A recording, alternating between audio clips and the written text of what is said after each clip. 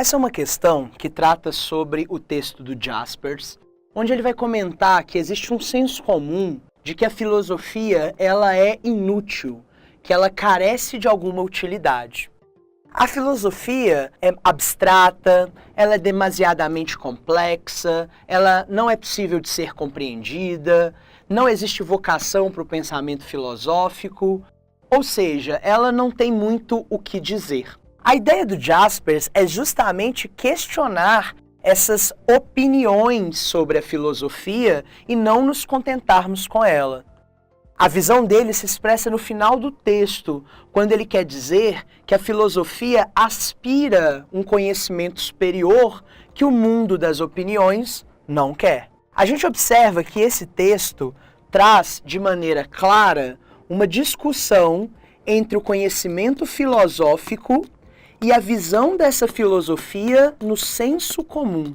E essa discussão entre filosofia e senso comum não tem que ser entendida como uma superior à outra, mas muitas vezes o senso comum, como mostra o texto, invalida a discussão sobre a filosofia. Então é uma discussão antiga de o quanto o senso comum e a filosofia por vezes se chocam. O enunciado nos pergunta: no fragmento é observada a contraposição de duas concepções referentes à singularidade da filosofia, uma mais filosófica, outra mais do senso comum. Para o autor, a natureza da filosofia, então a pergunta é sobre o aspecto filosófico, caracteriza-se por ser alheia à cotidianidade da vida, buscando um mundo metafísico e concentrando em si conceitos abstratos.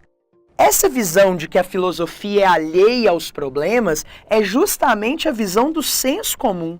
Por isso ela é falsa. A pergunta é sobre a natureza da filosofia. Ela é importante, ela é fundamental e de forma alguma ela é alheia. Portanto, por ser uma característica do senso comum, a alternativa A está errada. Letra B. Dedicada à construção de opiniões que promovem a paz social, evitando a formação de conflitos. A filosofia não está interessada em opiniões, ela aspira à verdade, como Jaspers diz no texto. Portanto, ela é falsa. Letra C. Elevada e de difícil acesso à maioria, tratando de uma ciência para iniciados que requer muita disciplina. Essa ideia, segundo Jaspers, da letra C, ela é perigosa, porque ela faz a filosofia ser só para alguns escolhidos, e isso, de novo, é a visão do senso comum. Filosofia é para todos, portanto, ela é falsa.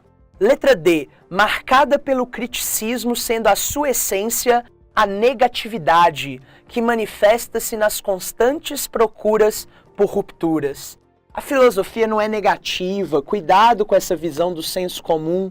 Essa visão atrapalha ao estudo da filosofia.